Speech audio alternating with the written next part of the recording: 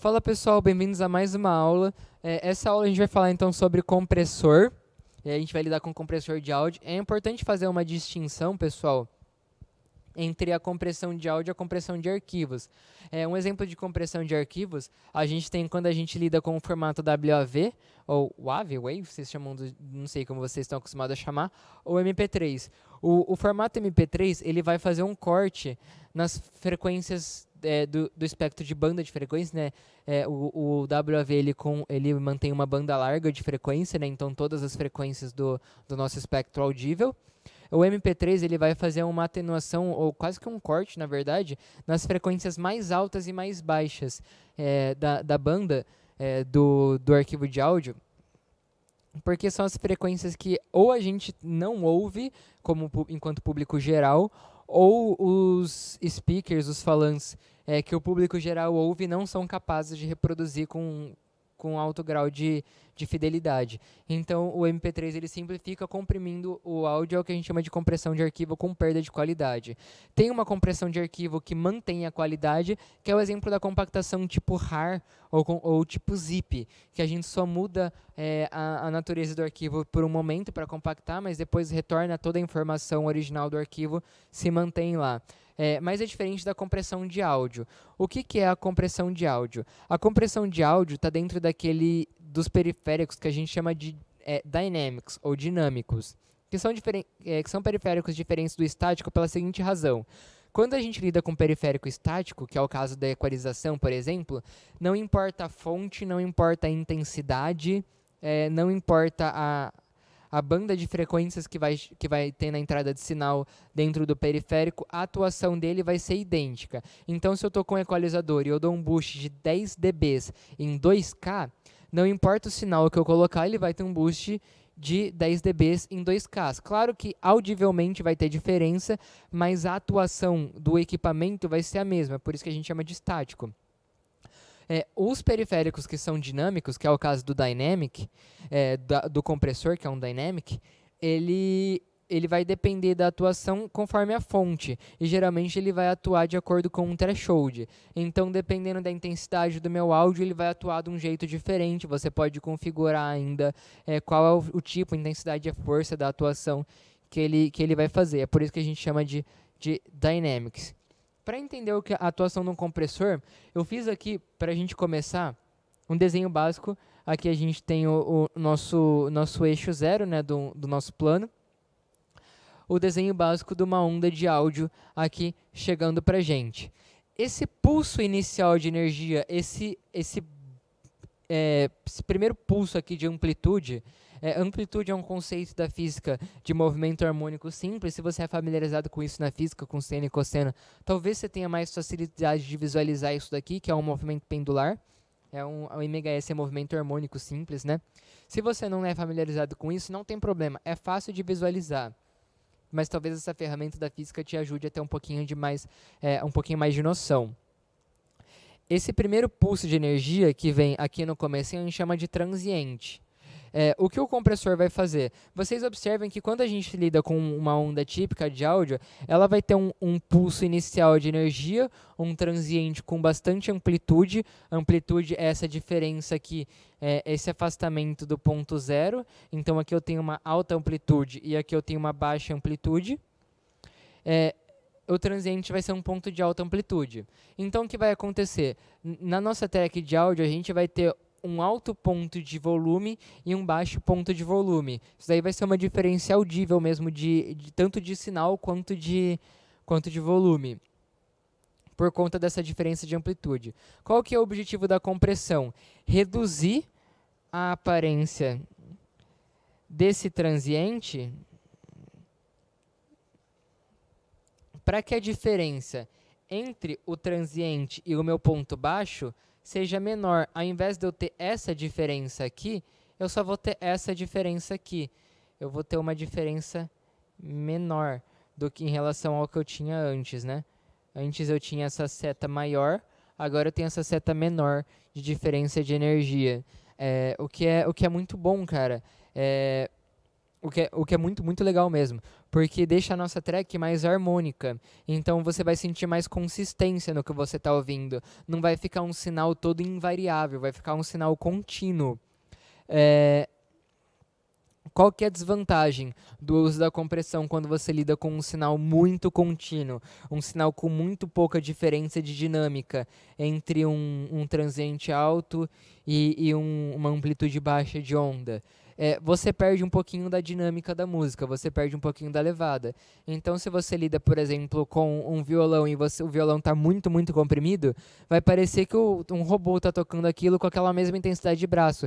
Você vai perder aquela levada de uma hora o cara colocar mais força ou menos força na paletada. Então essa é uma desvantagem do uso da compressão. Tem uma solução muito boa para isso. A gente vai ver um pouquinho mais para o final da aula.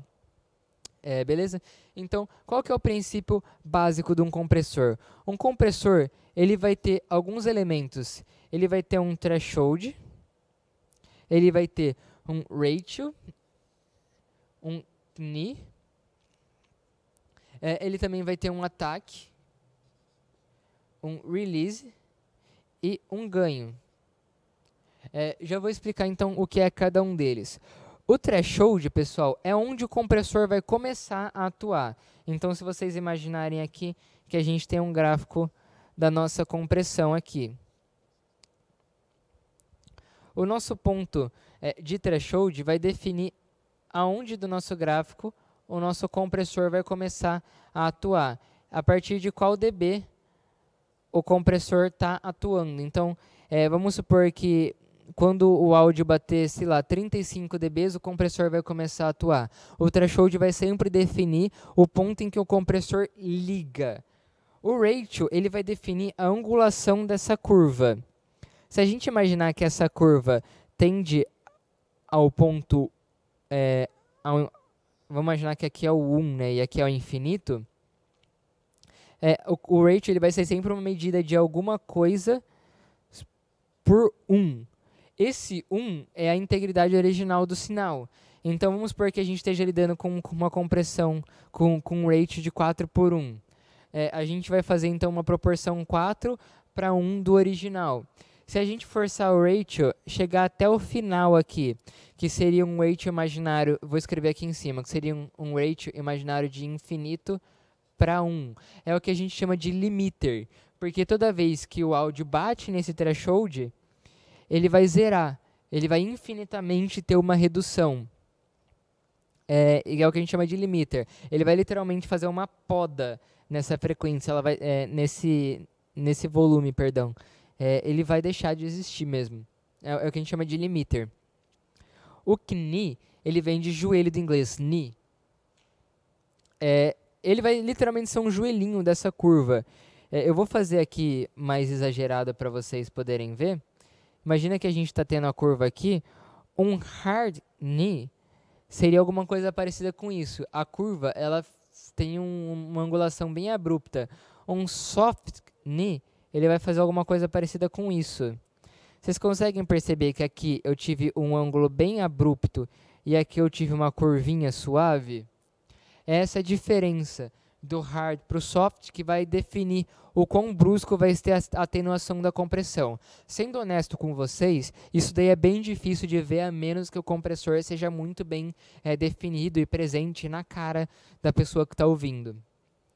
O attack e o release, eles vão andar bem juntos. Eles vão ser o quanto tempo vai demorar para o compressor começar a atuar e quanto tempo vai demorar para ele parar de atuar. Geralmente eles são medidos em milissegundos.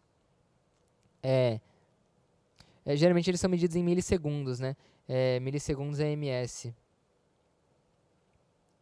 E vamos supor, então, que a gente está lidando com um áudio que está aqui na nossa escalinha. Quando ele bater o nosso ponto de threshold, ele vai, ao invés dele seguir essa curva imaginária em que o volume dele ficaria aqui, ele vai ter essa atenuação de sinal. E o tempo a partir do ponto que ele passa do threshold para ele começar a exercer a influência do ratio, vai ser determinado pelo ataque. E toda vez que ele abaixar do ponto de threshold, o ponto para a compressão parar de fazer efeito, parar de funcionar, parar de se mostrar audível, é o nosso tempo de release. Release vem na ideia de alívio em inglês, você soltar alguma coisa. Enfim, e como essa compressão ela pode pegar um sinal muito forte e transformar ele num sinal fraco pela compressão, pela, entre aspas, compactação que a gente está fazendo nessa onda de sinal, todo compressor vai ter um ganho. Às vezes, vocês vão ver escrito como make up gain. Make up gain. Seria como se fosse ganho de compensação. Ou só como gain mesmo, ou como ganho, em português mesmo. O que isso daí vai ser útil? Porque como a gente está perdendo um pouquinho de volume na prática, né, com a compressão, o ganho ele vai fazer você possibilitar dar esse boost de volume. Qual que é a vantagem de você aplicar uma compressão e depois dar o ganho e não só chegar na fonte e socar o ganho? Primeiro, porque o ganho da fonte, aquele ganho de entrada de canal do pré-amplificador, ele está antes da atuação do compressor. Então, você vai fazer com que o áudio chegue para o compressor mais amplificado, com mais ganho, mais potência de sinal, mas a atuação do compressor vai ter que atuar do mesmo jeito. Você vai ter aquela perda de dinâmica, ele vai dar um crush no áudio. Para poder tentar fazer essa redução aqui de diferença de pontos altos e pontos baixos de volume, mas vai acabar dando na mesma. Então, quando você usa o ganho do compressor, você permite você fazer essa atenuação de sinal aqui, você fazer essa atenuação de volume e ainda assim dar a potência, dar o volume que essa track precisa para ficar boa. Eu gosto muito de colocar ganho em compressor.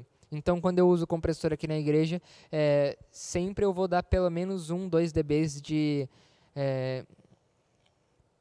de make-up gain, para ter certeza que eu estou trabalhando com aquele sinal quente, entre aspas, que eu poderia usar.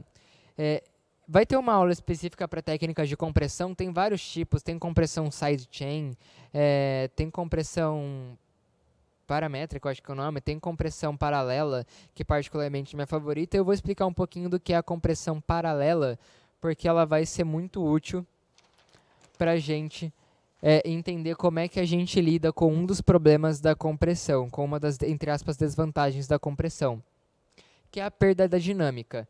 Então, vamos imaginar que eu estou fazendo a compressão de um kick, de um bumbo.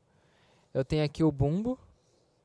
O meu baterista, ele vai estar batendo ali no bumbo com uma certa dinâmica que ele tem no pé dele. Então, ele vai colocar um pouco mais de força, um pouco menos de força. Então, quando você ouve, você sente um groove diferente de acordo com a força que ele coloca no pé. Se eu pego esse sinal do bumbo e mantenho o original, vou imaginar que esse seja o pulso do sinal. Eu sinto essa dinâmica dele colocando mais força, deixando o sinal reduzir, ou colocando menos força, deixando o sinal ficar como está. Agora, se eu comprimo, deixa eu fazer aqui como se fosse uma compressão. Espero que vocês enxerguem de verde. Se eu comprimo, de azul, aliás. Se eu comprimo, eu acho que ficou um pouquinho ruim, eu vou fazer de preto em cima. Se eu comprimo, eu mantenho o sinal num nível que eu queira, eu mantenho o sinal num nível que fique bom para a minha audição da track, mas toda essa dinâmica que o baterista colocou, eu perdi, cara. Então, qual que é a solução para isso? Compressão paralela. O que você vai fazer na compressão paralela? Você está com o teu microfone no bumbo aqui. Teu microfone no bumbo, ele está entrando na sua interface, na sua mesa de som por um canal, certo? O que você vai fazer? Você vai pegar esse input do bumbo e você vai duplicar. Você pode fazer isso fisicamente, fazendo um Y no cabo, ou você pode, se você usa um console digital, se você usa um programa de gravação, você coloca 2 canais diferentes com o mesmo input. É o que a gente faz aqui na igreja, vai ter um vídeo mais pra frente. Então, vamos imaginar que eu estou lidando com 2 canais aqui. os dois canais tá chegando o mesmo sinal que eu estou recebendo do meu bumbo. Em um canal, eu vou regular como se eu não quisesse uma compressão agressiva, como se eu quisesse uma compressão mais suave. É o canal que eu vou dar muita atenção para equalização, é o canal que, se você quiser, você vai aplicar um gate bacana, é um canal que você vai dar aquela compressão suave, só para fazer essa onda original da dinâmica ficar legal. Então esse canal aqui, vou mudar de lado porque eu sou destro, esse canal aqui, a gente vai deixar então pouco ou sem compressão, ou com pouco ou sem compressor. Agora o canal de baixo, a gente vai colocar muita compressão no canal.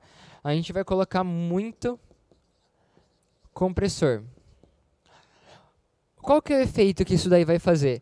Eu vou ter um canal que está muito comprimido, então essa minha diferença de transiente de sinal, ela vai estar chegando muito preenchida. Quando você ouve só esse canal aqui isolado, você vai sentir um preenchimento do som realmente. É uma compressão bem agressiva, bem gostosa. Esse canal vai ficar tipo excelente de você ouvir. Mas o que vai acontecer? Se você deixar só esse canal, você tem perda da dinâmica. Para isso que você deixou o outro canal com pouca compressão. Você vai conseguir continuar ouvindo a dinâmica do batera. Essa compressão ela também é chamada de compressor Nova York, compressão Nova York, compressor New York, porque foi na cidade de Nova York que ela começou a ser bem popularizada. Mas aí você vai deixar esses dois canais aqui para você ouvir. E o efeito disso daí, cara, o que isso daí vai acabar gerando é que você consegue manter um áudio bem comprimido, bem preenchido, bem presente na sua track, na sua mixagem, e ao mesmo tempo você mantém um áudio dinâmico, que às vezes a compressor pode acabar matando um pouquinho da dinâmica do músico, você a conserva. Tem limite para o quanto eu devo usar de compressor paralelo? De verdade, não. Se você quiser colocar em todos os seus canais compressão paralela, seja feliz. Recomendo? Não.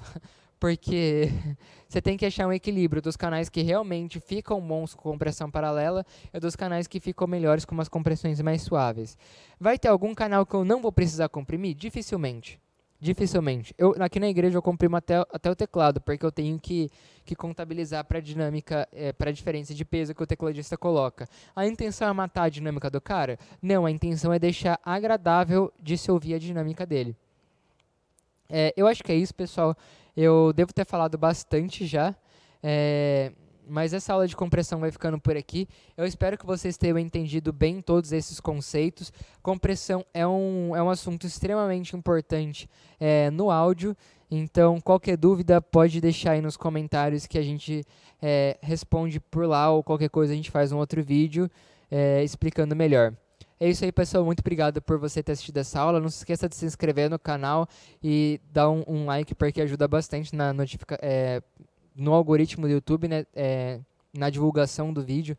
Faz com que o YouTube perceba que tem uma relevância no vídeo e ajuda o crescimento do canal. Então, por favor, deixe o seu like aí para ajudar a gente. E se inscreva se você quiser receber mais conteúdos como esse. Ative a notificação também. Valeu, pessoal. Até a próxima aula.